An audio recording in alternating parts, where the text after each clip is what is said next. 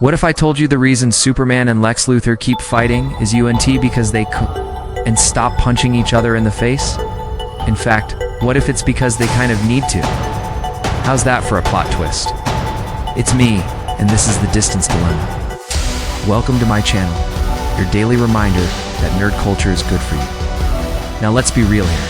As much as we love Superman and Lex Luthor, there is a bit of redundancy when it comes to them facing off over and over again.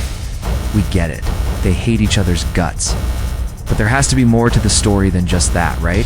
Don't get me wrong, there is more to the story than just that. There's plenty of great stories that go beyond just Lex hating Superman's tights.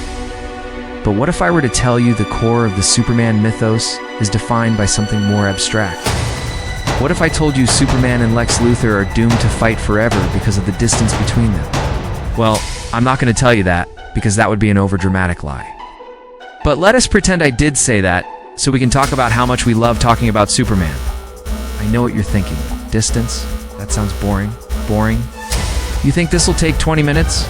You want action? Give me action. Well, then I'll give you action. Let's look at some examples of these two going toe-to-toe. Oh, hey, before we get into it. Since I know a lot of you watching are not subscribers, consider subscribing. All that does is help me make more videos like this one. So if you love this video, leave a like and subscribe. Love you. Okay, enough of that. Let's do this thing. Now, when most people hear the term distance, they think of physical distance.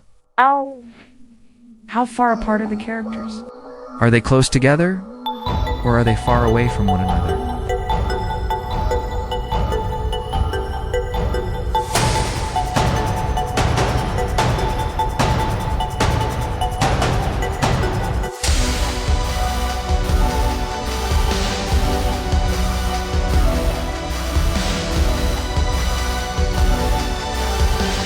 Especially when it comes to romantic relationships.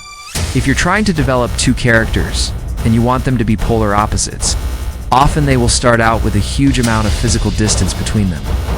That physical distance often represents the emotional distance between the two characters, which is why when those barriers eventually come down, it feels so earned. The audience has seen the physical distance shrink slowly over time, which makes it all the more powerful when the emotional distance finally disappears too. But physical distance isn't the only way to measure the distance between two characters. There's also emotional distance and ideological distance. Emotional distance deals with the amount of trust and honesty between two characters. Do they feel comfortable being vulnerable around each other? Can they communicate their true feelings? Or are they always holding something back? Superman and Lex have a lot of emotional distance between them. They don't trust each other. They can't communicate with each other. They don't even really understand each other. But where they truly have the most distance is in their ideologies.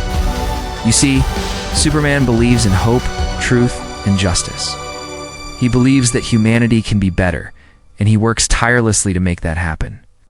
Lex Luthor, on the other hand, believes that humanity is corrupt and doomed. He sees himself as a genius who has been burdened with the responsibility of saving humanity, whether they want his help or not. Because of this fundamental difference in beliefs, Superman and Lex can never truly understand each other. No matter how hard they try, no matter how much they learn about each other, there will always be a gap between them. And that gap will always be filled with mistrust, suspicion, and ultimately conflict. So let's look at Action Comics number 984. A comic book from 2013 written by Scott Lobdell with art by Kenneth Rocafort. I chose this issue because it's an early example of this ideological distance between Superman and Lex. In the story, Superman is working with a new team of Justice League members, including Cyborg, Wonder Woman, Green Lantern, and Batman. They're taking on a new enemy called the Heretic, who has the power to manipulate reality itself. Now, the Heretic doesn't appear until the end of the comic. But throughout the entire story, we see Superman struggling to work with his teammates. He doesn't trust them. He doesn't believe they can work together. He doesn't understand why they don't just leave the fighting to him. Eventually, Superman gets captured by the Heretic, and it's up to his teammates to rescue him. And as they enter the battle, Superman can't help but be shocked by how well they work together. He is used to being the one carrying the team, and he's not sure how to feel about sharing that responsibility. This is the first issue of the New 52 run on Action.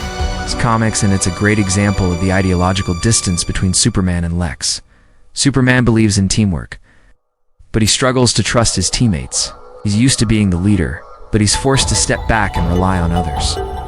This is something he will continue to struggle with throughout the series. Now, I could spend all day talking about the parallels between Superman and Lex. But the point I want to make here is that this story is a microcosm of the larger conflict between Superman and Lex. Lex hates Superman, not because he hates Superman, but because he hates what Superman stands for. He hates Superman's belief in humanity. He hates Superman's optimism. He hates Superman's relentless pursuit of truth and justice. Superman and Lex are like oil and water. They just don't mix. That's why they're destined to be enemies forever. Now, the problem with this kind of conflict is that it can be hard to resolve. When two characters have nothing in common, when they can't even begin to understand each other, then there's no easy way to bring them together. It's like trying to fit a round peg in a square hole. It just doesn't work. But it's precisely this kind of conflict that makes Superman and Lex such an interesting study. How do two characters who are so fundamentally opposed to each other keep finding themselves in the same place?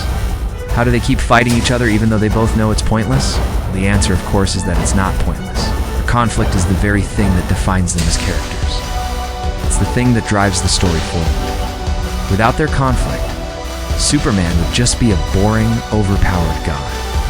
And Lex would just be a rich, spoiled brat. But their conflict forces them to grow as characters, forces them to confront the things that make them who they are. Now, the best stories about Superman and Lex will always be the ones that acknowledge this distance between them. They will lean into the conflict and use it to explore what makes these characters tick. Stories like Red Sun and Superman Beyond will always be better than stories like World's Finest and The Adventures of Superboy. And there's a simple reason for that. The best stories know that Superman and Lex will never be friends. They know that the distance between them is just too great. And instead of trying to make them friends, they focus on what makes them enemies. And that's what makes them such an iconic duo. And on that note, it's time to wrap things up. But before I go, I want to hear from you. What's your favorite Superman Lex story? Let me know in the comments below. And while you're at it, follow me on social media. I'm pretty active on social media, so come say hi. Also, I've got a podcast.